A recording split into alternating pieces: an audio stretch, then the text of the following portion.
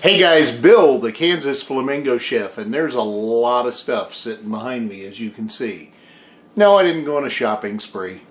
When I woke up this morning, it was 45 degrees Fahrenheit. Now it doesn't sound bad, except you got to understand, just 2 days ago it was 92 degrees. So when that happens, the body tends to start to crave things, and I was craving beef stew. So let's make some beef stew. Beef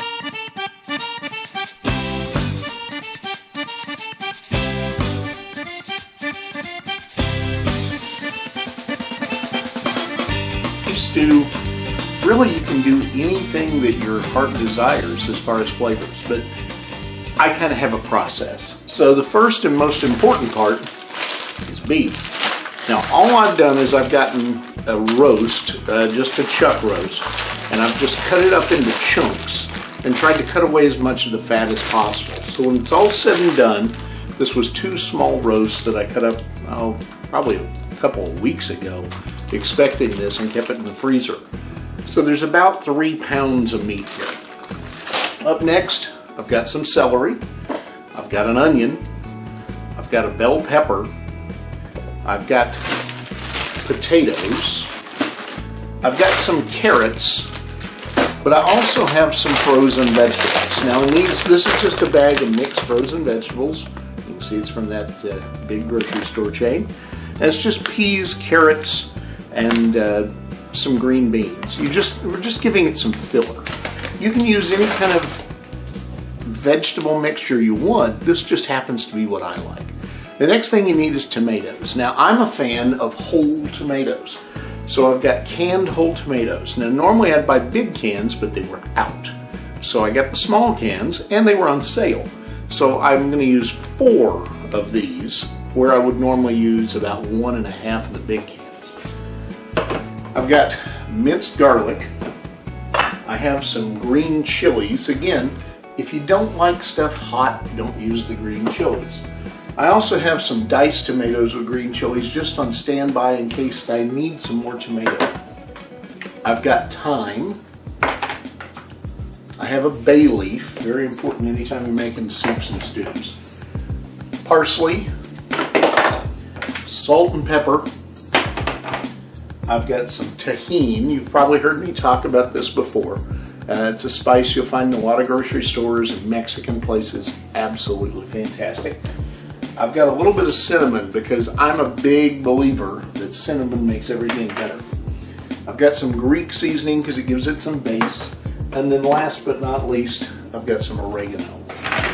That's going to be how I'm going to build my stew. The first thing I'm going to do is cut up my vegetables. So I'm going to chop up some celery, I'm going to chop up an onion, chop up bell pepper, and cut up some carrots and some potatoes. Now I started with cutting up my Trinity that I would use for Cajun food, but as you can see, I'm using much bigger pieces. When you're making stews, you don't need finely chopped vegetables. Quite the contrary, you want some chunks and some texture in your stew. With the carrots, I'm just going to cut these little baby carrots probably in half or thirds at best. And the potatoes, because I'm using these little potatoes, I'll cut them in half as well.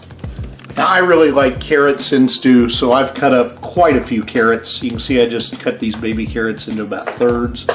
There's probably 2 real good handfuls of carrots there. Potatoes, again, are one of those things you just decide how much do you want. And you can always add some more if you don't feel like it's enough. But I've just taken a bunch of these baby little potatoes and cut them in halves and quarters. I don't want them all to look exactly the same. I just want chunks of potato in the stew. As you can see, I've got a very large stock pot going on here. There's a reason for that. When I make stew, I make a lot of it because you can eat it for days, but even better than that, you can freeze it in portions and stick it in the microwave if you have kids or you just want a quick meal. All right, the apron's on. That means it's time to get started. I've got my pot heating up to about medium to medium high. On my range, I've got it set at a 5, so about medium high. So we're gonna start by putting the beef in here. Now, I like to start by putting a little bit of garlic in, so about 1 clove, and drop that in the bottom. And I'm going to add some more in a little bit, but right now we're just going to put the 1 tablespoon there.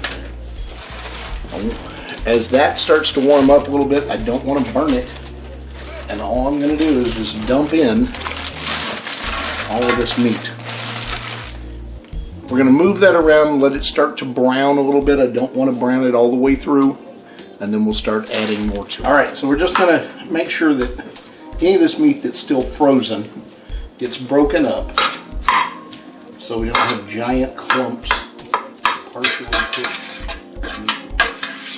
You'll see some steam start to come off of that. You just want to mix it together so the garlic intermingles with the meat. At this point, keep in mind, the thing that's going to take the longest to cook are your carrots and your potatoes. There's no big secret here. I'm going to start adding some spices. So I'm going to start with some pepper. And again, anytime you're using pepper, you just put as much pepper as you happen to like. I'm going to add some salt, which is very important because we're going to put a lot of raw vegetables in here.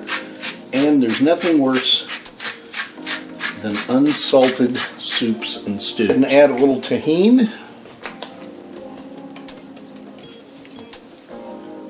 And some Greek seasoning. And the Greek seasoning for me is kind of the base, so I'm going to use a little more of that than anything else. 1 bay leaf.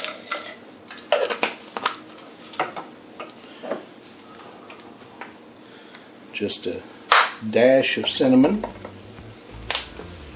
A dash of thyme. Some parsley. Maybe a couple teaspoons. And about the same amount of oregano.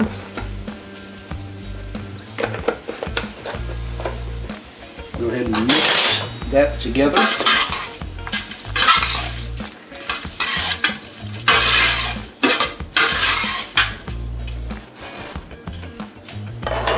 Then I'm going to throw in my vegetables, my raw vegetables, and my potatoes. I'm going to open a bag of the frozen vegetables.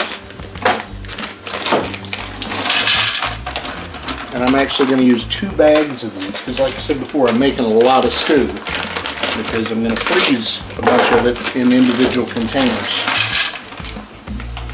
Now, we're going to add our tomatoes. Alright, so we're just going to squeeze these in here. Like so.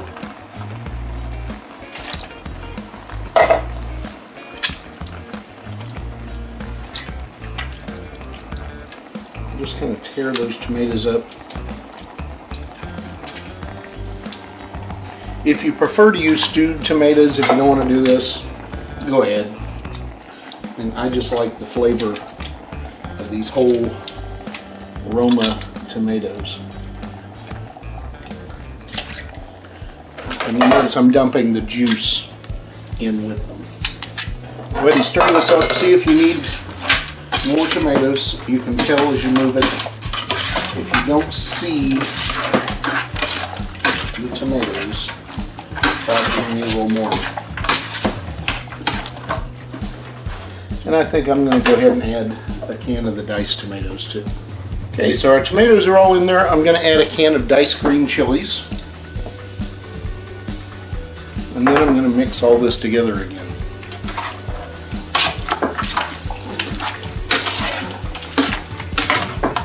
Now at this point, you're going to get an idea of what the stew is going to look like, color and mixture. If you feel like you need something else in it, whether it be more corn or more green beans or whatever, this is when you need to do that, because otherwise it's going to be too late. I'm going to add a couple more teaspoons or tablespoons of garlic, so a couple more cloves. I'm going to mix that together.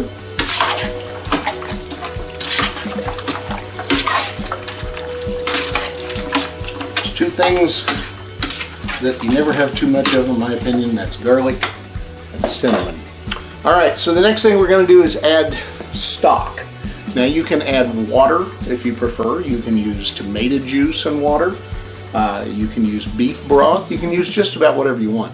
What I'm going to do is use a combination of water, beef stock, and a can of V8 juice.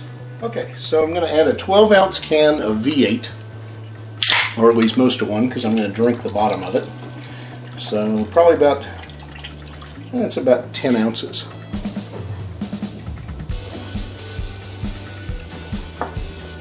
And then I've got a quart of water and a quart of beef stock. And I actually used the Better Than Bouillon beef mix for beef and water to produce this.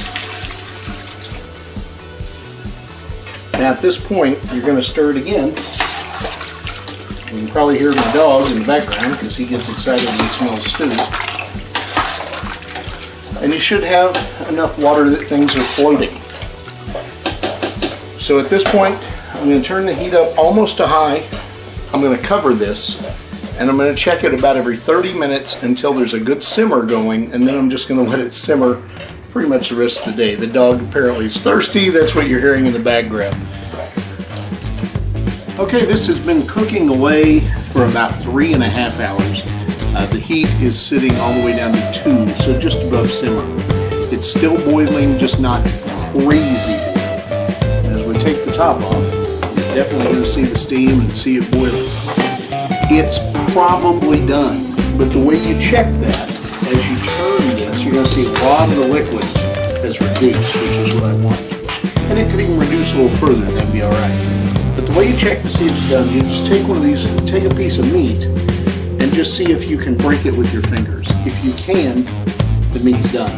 Same thing with a potato. Just find yourself one potato, and all you got to do is just see if you can smash it with your fingers as well. That's an indicator it's finished. Now, you can let this sit and simmer as long as you like. The longer it simmers, the thicker it will get because it's going to cook off more liquid. For me, it's where I want it. So I'm going to go ahead and take it off the heat. I'm going to let it sit for about 20 to 30 minutes so the juices combine. And then it's ready to serve. But I can tell you this, it actually tastes better if you put it in the refrigerator overnight and warm it back up. The flavors all blend together, and that's when you really get that beef stew flavor you're looking for. But I'm eating it for dinner. So what I don't eat today and the next day will go into individual containers, go into the freezer, and it's good for a long time in your freezer.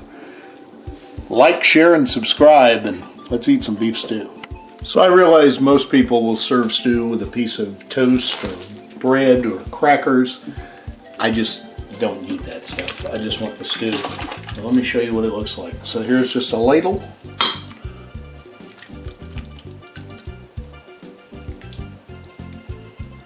And then if you want a little extra juice, there it is. I promise you, that is good eating.